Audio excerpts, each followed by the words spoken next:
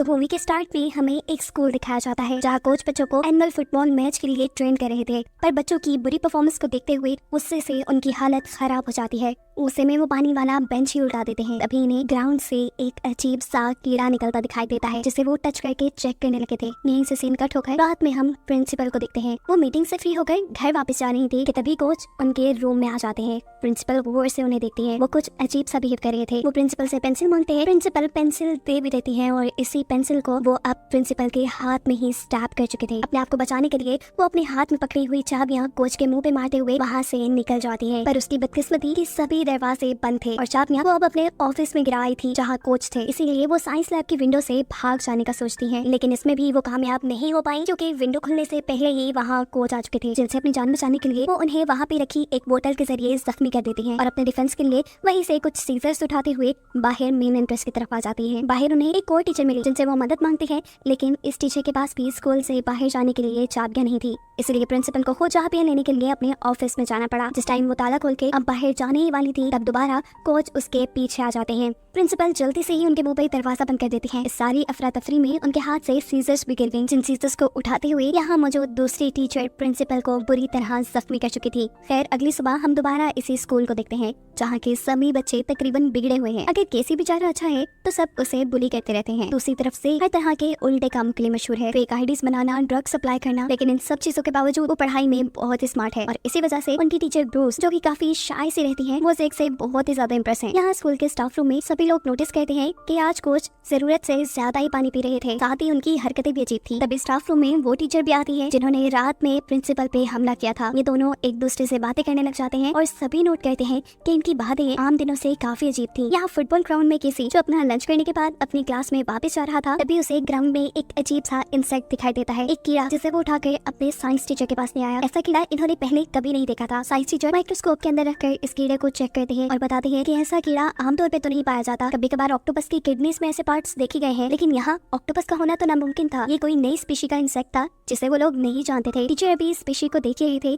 कि अचानक बच्चों की शरारत में उसके ऊपर पानी गिर जाता है और पानी गिरते ही वो ऐसे तड़पा जैसे अभी जिंदा हुआ हो। प्रोफेसर उसे उठाकर यहाँ पे रखे हुए एक एक्वेरियम में डाल देते हैं। एक्वेरियम में डालने पर ये सब लोग नोटिस करते हैं कि इस क्रिएचर के बहुत बारीक बारीक टेंटिकल्स भी थे। प्रोफेसर अब इस स्पीशी को पकड़ने के लिए जैसे ही एक्वेरियम के अंदर हाथ डालते हैं तो वो स्पीशी अपने आप को रेप्लिकेट कर लेता है, यानी उसने अपनी ही जैसी एक और क्रिएचर पानी में बना ली थी और इस नई क्रिएचर ने प्रोफेसर के हाथ पे अपने बारीक बारीक दांतों से काट भी लिया। मामला ऐसा नहीं था कि इसे इग्नोर किया जाए। तभी स्टूडेंट्स इस बारे में यूनिवर्सिटी को इन्फॉर्म करने का मशवरा देते हैं। सीन्स यहीं से दोबारा कोच की तरफ शिफ्ट होते हैं जहाँ उनकी टीम का लीडर, जिसका नाम है स्टैन, मोने बताता है कि अब वो उनकी टीम के लिए फुटबॉल नहीं खेलेगा। ये सुनते ही कोच को तो गुस्से से पागल हो जाना चाहिए था, लेकिन कोच यहाँ से कुछ भी नहीं कहते और स्टैन यहाँ से शॉवर लेने के लिए चला जाता है, जहाँ बाथरूम में उसे मिलती है अपनी एक टीचर। उनकी हालत काफी खराब लग रही थी। वो स्टैन को बताती है कि वो सांस भी नहीं ले पा रही। इसी वॉशरूम के पास केसी भी था। स्टैन किसी को चिल्लाकर कहता है किसी को मदद के लिए बुलाने के लिए, और इतने में खुद जब वो टीचर को रिलैक्स करने के लिए गले लगाने लगता है तो उसके हाथ में टीचर के बालों के साथ उनके सर का एक हिस्सा आ चुका था। ये देखते ही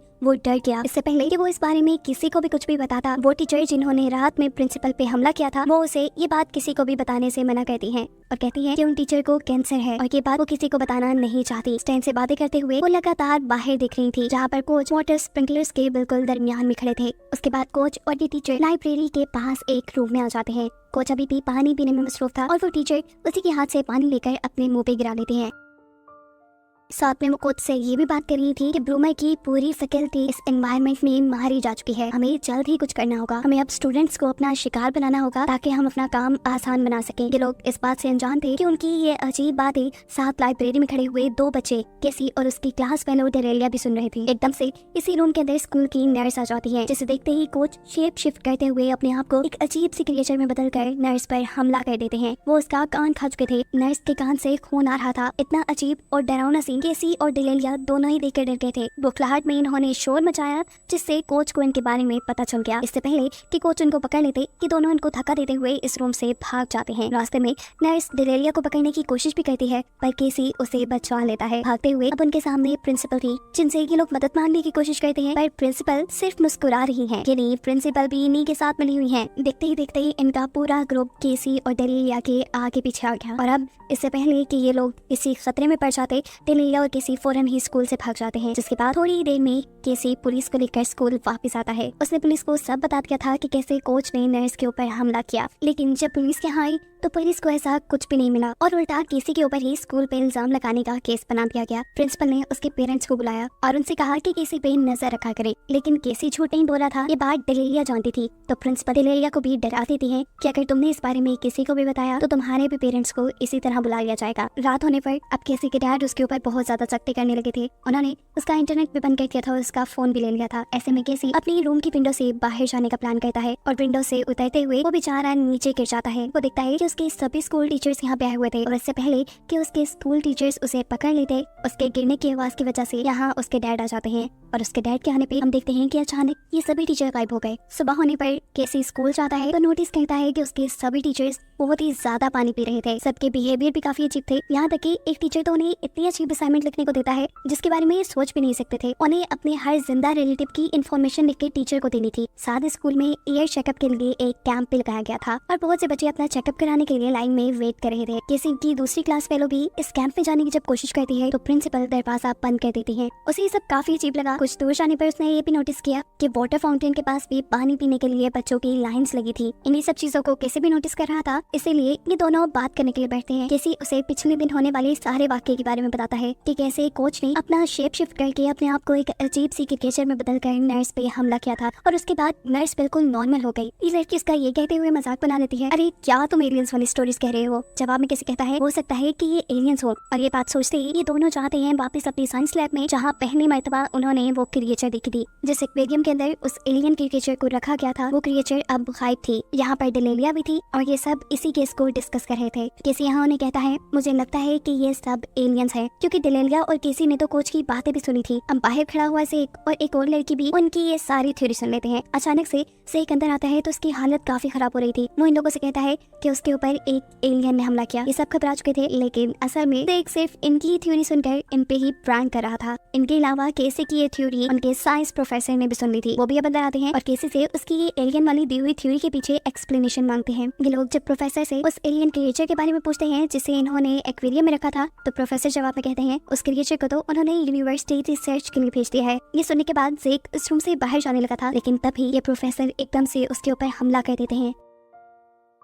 उसे बचाने के लिए केसी आगे बढ़ता है, लेकिन उसकी भी गर्दन पकड़कर प्रोफेसर उसे दूर फेंक चुके थे। ये सब लोग जान गए थे कि प्रोफेसर से अब इनकी जान को खतरा होने वाला है, इसीलिए पीछे से यहाँ पास पड़ी हुई एक तलवार उठाकर उससे प्रोफेसर के ऊपर हमला कर देता है। इस हमले में प्रोफेसर की 4 उंगलियां कट चुकी थी, लेकिन हैरानी की बात थी कि उसकी चारों फिंगर्स किसी इंसेक्ट की तरह चलते हुए इन लोगों के ऊपर हमला कर देती है। प्रोफेसर अब जेक के ऊपर हमला कर देते हैं और जेक देखता है कि जहाँ से उनकी उंगलियां कटी थी वहाँ से अजीब छोटे छोटे टेंटिकल्स बाहर आ रहे थे। साथ में उसके मुंह से वो छोटे छोटे कीड़े भी निकल रहे थे, जो कीड़ा पहले मर्तबा केसी इस लैब के अंदर लेके आया था। अपने आप को बचाने के लिए जेक प्रोफेसर के ऊपर टांग से हमला कर देता है। टांग मारने के साथ साथ जेक ने उसकी आंख में अपनी पेंसिल भी स्टैब कर दी थी। जेक के ऐसा करते ही प्रोफेसर की फिंगर्स, जो कि अब किसी इंसेक्ट की तरह काम कर रही थी, वो जेक के ऊपर हमला कर देती हैं। प्रोफेसर भी उठकर अब जेक को उठाकर एक्वेरियम के ऊपर फेंकते हैं। इतना जोर लगाने की वजह से वो खुद भी एक कदम पीछे होकर एक बेंच से टकरा गए थे। प्रोफेसर अब नीचे गिर चुका था। ये लोग उसके पास जाकर देखते हैं तो उसके अंदर से व्हाइट सा फ्लूइड निकला है, जिसका मतलब है कि वो मर गया है। और ये सब हुआ था जेक के उस पेन वाले हमले से, जिस पेन में उसने ड्रग्स भरी हुई थी। बिना बक्साए के ये लोग समझ गए कि ये जो भी क्रिएचर है उसे इस पाउडर ड्रग से मारा जा सकता है। यहाँ किसी प्रोफेसर के मुंह से निकली हुई उस क्रिएचर को एक जार के अंदर बंद कर लेता है। ये पूरा ग्रुप अब लैब से बाहर निकलता है और ये नोटिस करते हैं कि सभी लोग इन्हें अजीब सी नजरों से देख रहे थे। क्लास में बैठे हुए बच्चों का बिहेवियर भी काफी चेंज था, ऐसे जैसे वो तो फरिश्ते हों। ये अब जेक की कार में बैठकर स्कूल से निकल जाते हैं। जेक जैसे ही रेडियो ऑन करता है तो वहाँ कोई सिग्नल नहीं थे। रास्ते में इनके सामने पुलिस भी आ जाती है, लेकिन जेक इनसे बचने के लिए अपना रास्ता ही बदल लेता है। ये लोग अब जेक के घर जाते हैं, जहाँ उसने अपनी एक पूरी लैब बनाई हुई थी। ये लोग देखते हैं कि जेक के पास एक गन भी है। केसी अब उस क्रिएचर को जेक को देता है, जो वो लोग साइंस लैब से लेकर आए थे। ये लोग इस क्रिएचर को एक रैट के केज में रखते हैं और फिर इस क्रिएचर के ऊपर पानी डालते हैं। पानी डालते ही ये क्रिएचर ऐसे एक्टिव हुआ जैसे जिंदा हो गया हो। इसके अंदर से बहुत से टेंटिकल निकल आए, जिन टेंटिकल से उसने रैट के ऊपर हमला करके उसे अपने काबू में किया और बाद में उसके कान से उसके अंदर चला गया। यानी रैट अब उस क्रिएचर से इन्फेक्टेड हो चुका था। जेक अब इसके बाद रैट को मारकर उसका डायसेक्शन करता है और देखता है कि वो क्रिएचर अभी भी रैट के अंदर ही थी। इन्होंने एक थ्योरी निकाली कि ये एलियन क्रिएचर खुद से जिंदा नहीं रहते, बल्कि ये एलियन क्रिएचर किसी दूसरे की बॉडी में जाकर उसे पूरी तरह कंट्रोल कर लेते हैं। थोड़ा और रिसर्च करने पे से ज़ीक को ये बात भी पता चली कि इन्हें जिंदा रहने के लिए ज्यादा मॉइस्चर की जरूरत है। लेकिन जैसे ही इस क्रिएचर को ड्राई एनवायरनमेंट मिलेगा ये मर जाएगा। जिस तरह हमने प्रोफेसर को ड्रग्स दिए उसे ड्राई एनवायरनमेंट मिला और वो मर गया। यहाँ खड़ी हुई दूसरी साथी उन्हें आइडिया देती है कि अगर तो ये सभी एलियन क्रिएचर पैरासाइट है तो जरूर इनकी एक एलियन क्वीन भी होगी जिनके साथ ये सभी कनेक्टेड होंगे, और अगर हम क्वीन को ही मार दे तो सभी के सभी पैरासाइट्स खुद ब खुद मर जाएंगे। ये सब तो पता चला ही लिया था, लेकिन अब मसला ये था कि आगे इन्हें करना क्या था। ये सबको मारते कैसे, इन्हें कैसे पता चलता कि कौन इन्फेक्टेड है कौन नहीं, क्योंकि पैरासाइट तो लोगों के अंदर है। अब ये भी तो हो सकता था कि उनका अपना ग्रुप ही इन्फेक्टेड हो, इसलिए जी कहता है कि इन सबको उनकी ड्रग्स इनहेल करनी होगी। सबसे पहले ये काम केसी ने किया। अब अगली बारी थी ज़ेक अपनी ड्रग्स लेने से मना कर देता है। इन सबको लगा कि वो इन्फेक्टेड है, इसीलिए स्टैन जो उनके ग्रुप का मेंबर था वो उसके ऊपर उसी की बंदूक टांग चुका था। ऐसे ज़ेक और ज़ेक के बाद स्टेन दोनों ही ड्रग्स कर लेते हैं। इसके बाद सारी लड़कियां भी ड्रग्स कर लेती हैं और जब बारी आती है डेरेलिया की तो वो ड्रग्स के बैन को गिरा चुकी थी और यहाँ रिवील होता है कि असल में वो भी इन्फेक्टेड हो चुकी थी।